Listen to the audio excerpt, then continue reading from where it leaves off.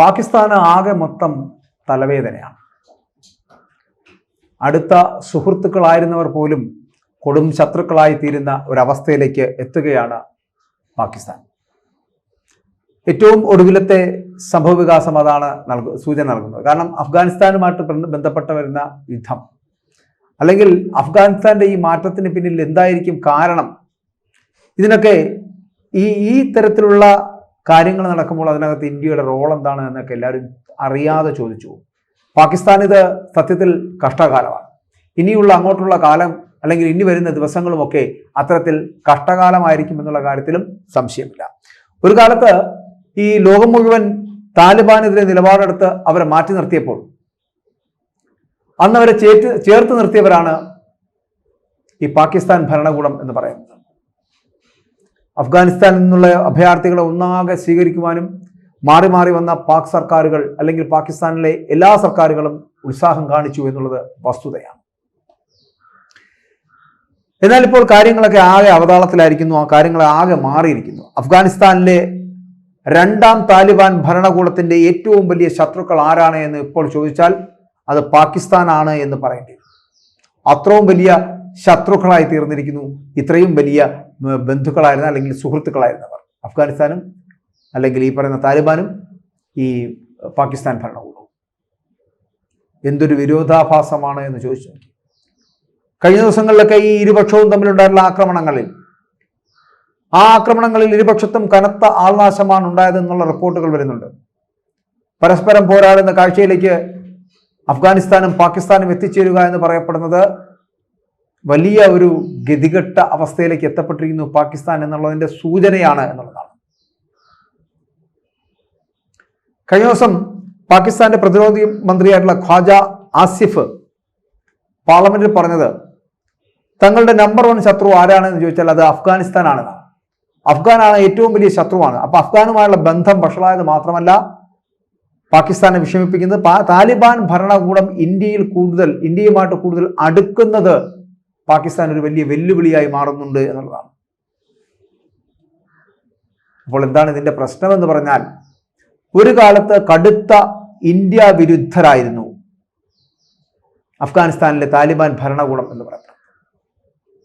എന്നാൽ 2021 അധികാരം പിടിച്ച താലിബാന്റെ മറ്റൊരു മുഖമാണ് സത്യത്തിൽ ലോകം കണ്ടത് എന്നുള്ളതാണ്. തീവ്ര നിലപാടുകളിൽ നിന്ന് അവർ പിന്നോട്ട് പോകുന്നു. ഇസ്ലാമിക് സ്റ്റേറ്റ് പോലുള്ള, അതായത് IS പോലുള്ള ആഗോള തീവ്രവാദ സംഘങ്ങൾക്കെതിരെ താലിബാൻ നിലപാട് ശക്തമാക്കുന്നു. സ്ത്രീവിരുദ്ധ വിദ്യാഭ്യാസത്തിനെതിരായ നയങ്ങൾ തുടർന്നുവെങ്കിലും ഒന്നാം താലിബാൻ ഭരണകൂടത്തിന്റെ അത്ര തീവ്രത രണ്ടാം വരവിൽ അവർ കാട്ടിയില്ല, അല്ലെങ്കിൽ അവർക്കുണ്ടായില്ല എന്നുള്ളതാണ്. ആഗോളതലത്തിൽ താലിബാനെതിരെ മുമ്പത്തെ പോലെ എതിർപ്പ് അത് ശക്തമാകാതിരിക്കാൻ വേണ്ടി ചിലപ്പോൾ ഇത്തരത്തിലുള്ളവരുടെ രീതികളൊക്കെ കാരണമായി എന്ന് വേണമെങ്കിൽ പറയുകയും ചെയ്യാം. താലിബാൻ ഭരണകൂടത്തോട് മൃദുവായ സമീപനം സ്വീകരിക്കുവാൻ സത്യത്തിൽ ഇന്ത്യയെ പ്രേരിപ്പിച്ചത് പോലും ഇവരുടെ ഈ രീതിയിലുള്ള പ്രവർത്തനങ്ങളായിരുന്നു എന്ന് പറയേണ്ടിയിരിക്കുന്നു. ആദ്യ താലിബാൻ ഭരണകൂടത്തോട് വല്ലാത്ത ചങ്ങാത്തം കാണിച്ചിരുന്ന പാകിസ്ഥാൻ എന്തുകൊണ്ടാണ് പെട്ടെന്ന് നയം മാറ്റിയത് എന്നുള്ളതാണ്. അതിന് കാരണങ്ങൾ പലതാണ്. പക്ഷെ അതിനകത്ത് ഈ രാഷ്ട്രീയ അരക്ഷിതാവസ്ഥയും താലിബാൻ ഭരണവും മൂലം 30 ലക്ഷത്തിലധികം അഫ്ഗാൻ അഭയാർത്ഥികളാണ് ഒരു കാലത്ത് പാകിസ്ഥാൻ എന്ന് പറയപ്പെടുന്ന രാജ്യത്തിലേക്ക് പലായനം ചെയ്തത് എന്നുള്ളത് മറന്നു പോകരുത്. ഈ പാകിസ്ഥാന്റെ മണ്ണിലേക്ക് എത്തിയ ഈ അഫ്ഗാൻ പൗരന്മാരെ തുടക്കത്തിലൊക്കെ വളരെ നല്ല രീതിയിൽ സ്വീകരിക്കാൻ ഈ പാക് ഭരണകൂടം തയ്യാറായിരുന്നു. എന്നാൽ ഈ അഫ്ഗാൻ അഭയാർത്ഥികൾ എന്ന് പറയപ്പെടുന്നത് ഒരു ഘട്ടം കഴിഞ്ഞു കഴിഞ്ഞാൽ ആ തദ്ദേശീയർക്കൊക്കെ വലിയ തലവേദന സൃഷ്ടിക്കുന്ന തരത്തിലേക്ക് അവർ എത്തപ്പെടുന്നു എന്നുള്ളത് പാക് സർക്കാരിനെ അവതാളത്തിലാക്കി എന്ന് വേണമെങ്കിൽ പറയാം. രണ്ടാം താലിബാൻ ഭരണം പിടിച്ച ശേഷം വൻതോതിൽ അഭയാർത്ഥി പ്രവാഹം പാകിസ്ഥാനിലേക്കുണ്ടായി. ഇതോടെ നിലപാട് ശക്തമാക്കിയ പാകിസ്ഥാൻ സർക്കാർ അഭയാർത്ഥികളെ തിരിച്ചയക്കാൻ തുടങ്ങി. അപ്പോൾ വർഷങ്ങളോളം പാകിസ്ഥാനിൽ സ്ഥിരതാമസമാക്കിയവർ ഉൾപ്പെടെയുള്ളവർക്ക് അങ്ങനെ ഇവിടെ നിന്നും പാകിസ്ഥാനിൽ നിന്നും മടങ്ങി അഫ്ഗാനിസ്ഥാനിലേക്ക് പോകേണ്ടി വന്ന ഒരു സ്ഥിതിവിശേഷവും ഉണ്ടായി.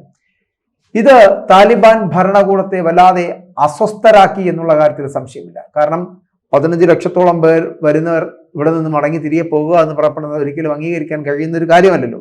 അപ്പോൾ ഇത് ഇരു രാജ്യങ്ങളും തമ്മിലുള്ള ബന്ധത്തെ വഷളാക്കി എന്ന് വേണമെങ്കിൽ പറയാം.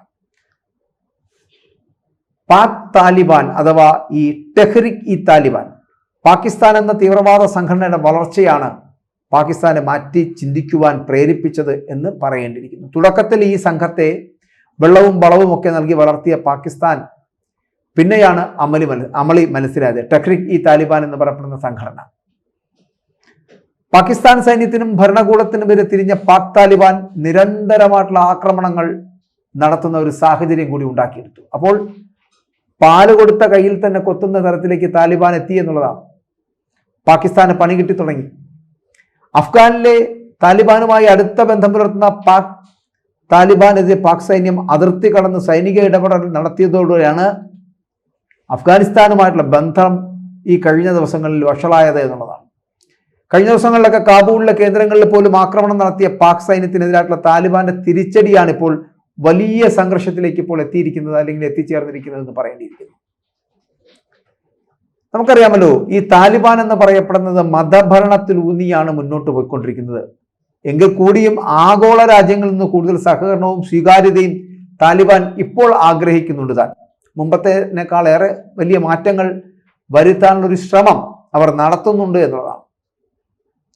ഇന്ത്യയുമായിട്ടും പാശ്ചാത്യ രാജ്യങ്ങളുമായിട്ടൊക്കെ താലിബാൻ നേതൃത്വം കൂടുതൽ അടുക്കുന്നതും പാകിസ്ഥാനെ സത്യം പറഞ്ഞാൽ അസ്വസ്ഥപ്പെടുത്തുന്നുണ്ട് എന്നുള്ള കാര്യത്തിൽ സംശയമില്ല.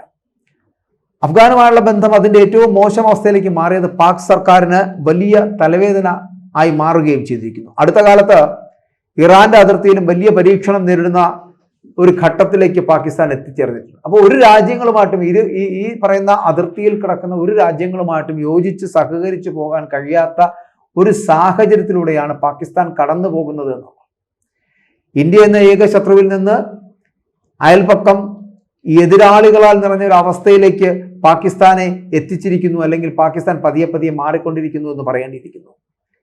ഇപ്പോൾ തന്നെ നമുക്കറിയാം, ആഭ്യന്തര സാമ്പത്തിക പ്രതിസന്ധികളാൽ ബുദ്ധിമുട്ടുന്ന ഈ പാകിസ്ഥാൻ സർക്കാർ, ഷഹബാസ് ഷെരീഫിന്റെ സർക്കാർ എന്ന് പറയപ്പെടുന്നത്, അവർക്ക് മുമ്പിൽ വല്ലാത്ത അസ്വസ്ഥതകൾ നിറഞ്ഞ ദിവസങ്ങളാണ് വരാനിരിക്കുന്നത് എന്ന് പറഞ്ഞാൽ അതൊരു സത്യം മാത്രമാണ്.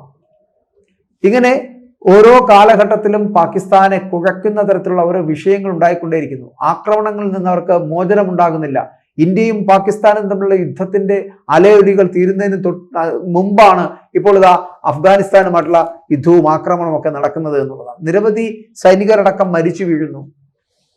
ഇങ്ങനെ പാകിസ്ഥാൻ സ്വീകരിക്കുന്ന നിലപാടുകളോട് ഒരിക്കലും യോജിക്കാൻ കഴിയാത്ത വണ്ണം ഓരോ രാജ്യവും എത്തിച്ചേരുന്നു എന്നുള്ളതാണ്. നമുക്കറിയാമല്ലോ, ഇതെല്ലാം അതിർത്തി രാജ്യങ്ങളാണ്. ഈ പറയുന്ന അഫ്ഗാനിസ്ഥാൻ ആണെങ്കിലും ഈ പാകിസ്ഥാൻ ആണെങ്കിലും ഇന്ത്യ ആണെങ്കിലും ഒക്കെ അതിർത്തി രാജ്യങ്ങളാണ്. ഈ അതിർത്തി രാജ്യങ്ങളോട് യോജിച്ച് പ്രവർത്തിക്കുവാനോ സഹകരിക്കുവാനോ കഴിയാത്ത വണ്ണം മാനസിക നിലപാടുകളിൽ തന്നെ വ്യത്യസ്തമായ രീതികളിലേക്ക് എത്തപ്പെടുന്ന തരത്തിലേക്ക് പാകിസ്ഥാൻ മാറുന്നു.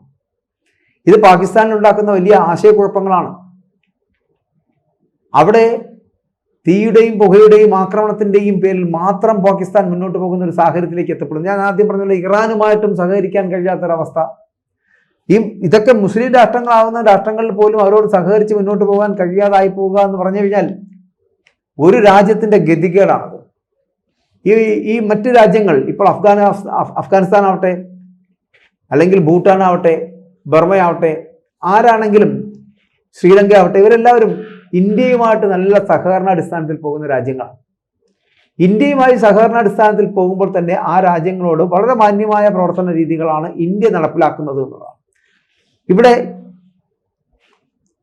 ചൈന എന്ന് പറയപ്പെടുന്ന ഒരു രാജ്യം, ലോകശക്തികളിൽ 2ാം സ്ഥാനത്ത് നിൽക്കുന്ന ചൈന 1ാം സ്ഥാനത്തിന് വേണ്ടിയിട്ടുള്ള വലിയ കോപ്പ് കൂട്ടുന്നുണ്ട്, വലിയ ശ്രമങ്ങൾ നടത്തുന്നുണ്ട്. ആ ശ്രമത്തിൽ അവർ വിജയിക്കുമോ ഇല്ലയോ എന്നുള്ളതൊക്കെ കണ്ടറിയാം. കാരണം അവിടെ വിജയിക്കാൻ പോകുന്ന മറ്റൊന്നുമില്ല, അമേരിക്കയുടെ പിടിപ്പുകേടുകൊണ്ടാണ്, അല്ലെങ്കിൽ ഡൊണാൾഡ് ട്രംപിന്റെ പിടിപ്പുകേട് കൊണ്ട് ചിലപ്പോൾ ചൈന ലോകരാജ്യങ്ങളിൽ 1ാം സ്ഥാനത്തേക്ക് എത്തുവാനുള്ള സാധ്യതയും ഉണ്ട് എന്ന് പറയേണ്ടിയിരിക്കുന്നു. അപ്പോൾ ഇവിടെ പാകിസ്ഥാൻ എന്ന് പറയപ്പെടുന്ന രാജ്യത്തിനോട് യാതൊരു തരത്തിലുള്ള അനുകമ്പയും കാണിക്കാൻ കഴിയാതായി പോകുന്നത് ആ രാജ്യത്തിന്റെ നിലപാടുകളാണ്. ആ രാജ്യം മുന്നോട്ട് വെക്കുന്ന നിലപാടുകളാണ്. ഈ പറയുന്ന തീവ്രവാദ മനോഭാവമുള്ള അവരുടെ രീതികളോട് യോജിക്കാൻ കഴിയാത്തത് കൊണ്ടാണ്. മനുഷ്യനാണ് എന്നുള്ള ചിന്തകളില്ലാതെ പ്രവർത്തിക്കുന്നത് കൊണ്ടാണ്. ഇപ്പൊ ഞാൻ ചോദിക്കട്ടെ, നമ്മൾ ഇന്ത്യ പാകിസ്ഥാൻ എന്ന് പറയപ്പെടുന്ന യുദ്ധം, ഈ നമ്മുടെ ഒന്നാം സിന്ദൂർ, ആ സിന്ദൂർ ഓപ്പറേഷൻ സിന്ദൂർ കഴിഞ്ഞപ്പോൾ തകർന്ന് തരിപ്പണമാകേണ്ട രാഷ്ട്രമാണ് സത്യം പറഞ്ഞാൽ പാകിസ്ഥാൻ. ഇന്ത്യയുടെ കരുണ കൊണ്ട് മാത്രം കഴിയുന്ന ഒരു രാജ്യമായി ഇന്ന് നിലനിൽക്കുകയാണ് പാകിസ്ഥാൻ എന്ന് പറയേണ്ടിയിരിക്കുന്നു. ഇന്ത്യയുടെ കരുണ കൊണ്ട് മാത്രം.